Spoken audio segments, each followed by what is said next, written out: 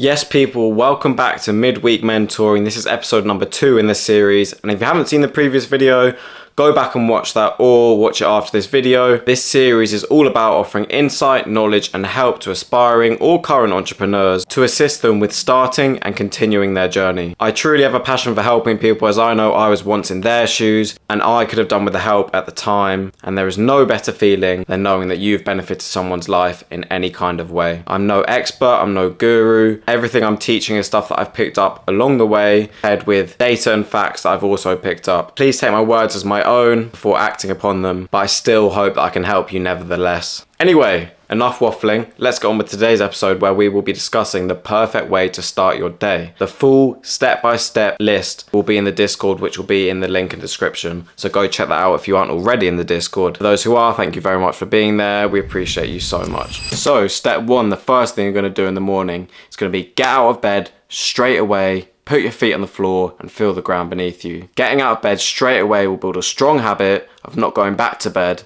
and will prevent you from falling back asleep. If you tend to fall back asleep when your alarm goes off, try getting out of bed for a week or 2 straight away, and after that you should be in a good routine of it and it will almost feel completely natural for you to get out. Your body has been resting for hours with proper sleep phases. It doesn't need more intermittent sleep, as it will serve no purpose for you whatsoever. There's no benefit at all. Just get up and get on with your day. The exact same can also be said for pressing snooze on your alarm. Never ever ever press that snooze button, as again this is going to build a bad habit that you do not want to fall into a trap of. Going back to bed is not an option. If you're setting yourself a time to get up, stick to it. Otherwise, you're just going to end up feeling drowsy throughout the day. Step 2 in all of this is to drink about 750 milliliters or a liter of water. Don't down it and make yourself really bloated, but do this before doing anything else. This is one that will really help you, as your body is being filled with water that you've lost in the night. Cells are getting more water back in, meaning it can work at optimum efficiency. You lose water from sweating in the night and through other processes that are happening. Obviously, you're sleeping, so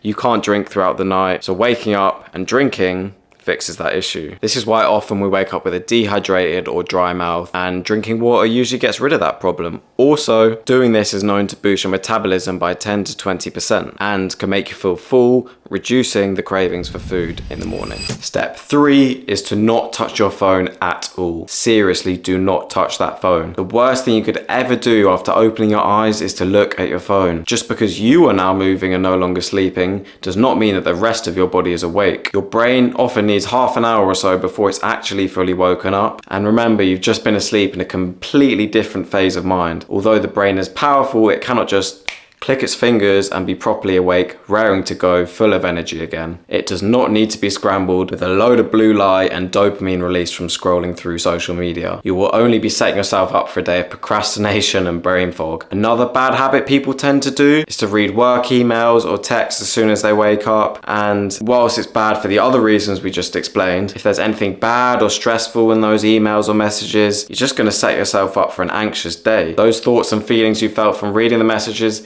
tend to carry through on till the night time. This is definitely not the best way to start your day. Step 4. Open the curtains and get sunlight into your eyes. Go outside if you can, because some windows are glazed or tinted and will not work as effectively as you want. Doing this as soon as you wake up can instantly make you feel way more energized and ready for the day. Personally, if I don't do it, I feel really hazy and foggy and even get sore eyes. Honestly, getting the sunlight in your eyes, not direct sunlight, but getting the sun in your eyes almost feels like you've just drank 5 shots of coffee all at once. Honestly, it's such a bonus to your morning, and I'm so happy that I discovered it. Light entering your eye transmits time of day information to your body and to your eyes, and to your brain. Sunlight sends a wake up message to the pituitary gland, and the pituitary gland responds by releasing hormones, which tells your body to suppress melatonin and increase cortisol production, which is good for you in healthy amounts, as well as increase serotonin. Eventually, the pineal gland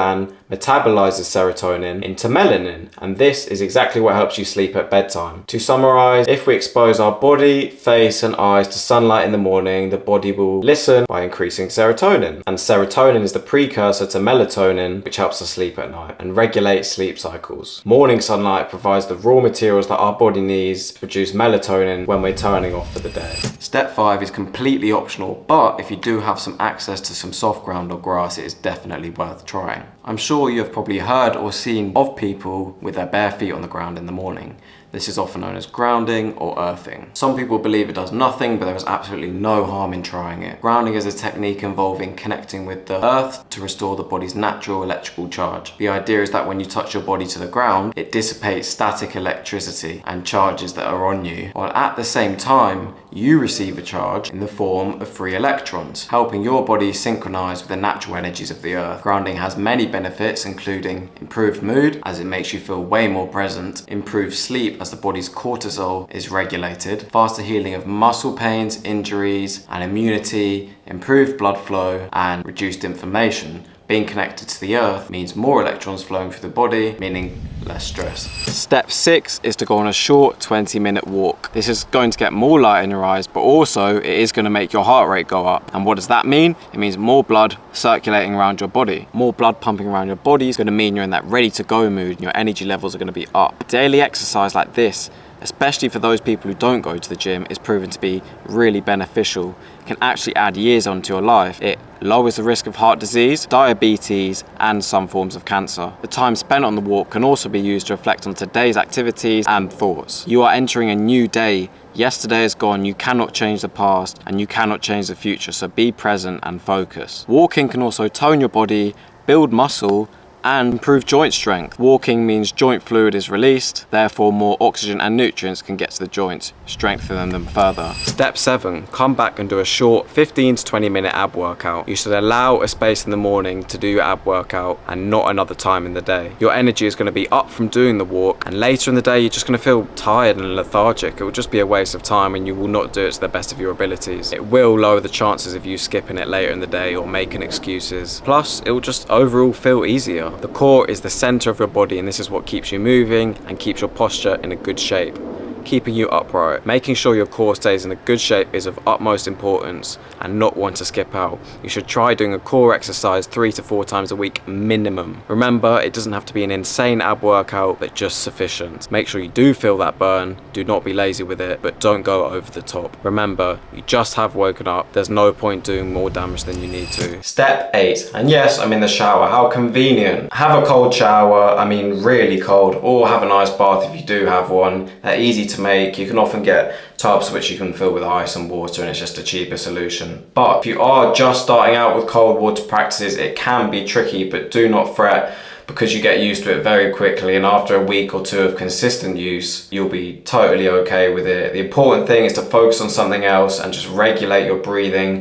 If you start really panicky, like breaths, just make yourself worse. So control those breaths, regulate them, and you'll be good. Cold water can boost your dopamine by up to 250%, which is way more than caffeine or sugar. And this is natural. You don't need to drink 20 Red Bulls to get a type of way. And the good thing about this dopamine release, it lasts hours, even throughout the whole day. So doing it first thing can set you off for a really positive day. As soon as you step out the shower or the ice bath, you'll feel so refreshed, you'll feel your blood pumping around your body, you feel ready to go. Honestly, if you've never felt this before, it might be daunting at first, but once you do it, you'll really feel pumped. And I almost describe it as like a high in a type of way. Benefits to the cold water include improved circulation, as when you get colder your blood vessels thin and constrict, which means blood will circulate faster within your deep tissues. And it can also help to prevent cardiovascular disease. Also, blood flows decrease to your muscles, meaning reduced inflammation and swelling. Mood can also be improved, as it can activate traits associated with motivation and vitality, while reducing feelings of distress and nervousness. You'll sleep better, have better skin and hair, improve mental resilience, and improved alertness. It's just all round a very good thing to do. Thank you for tuning in to this week's data set. I really hope you can learn from it. Please try all of them, if not at least a few of them. Trust me, they really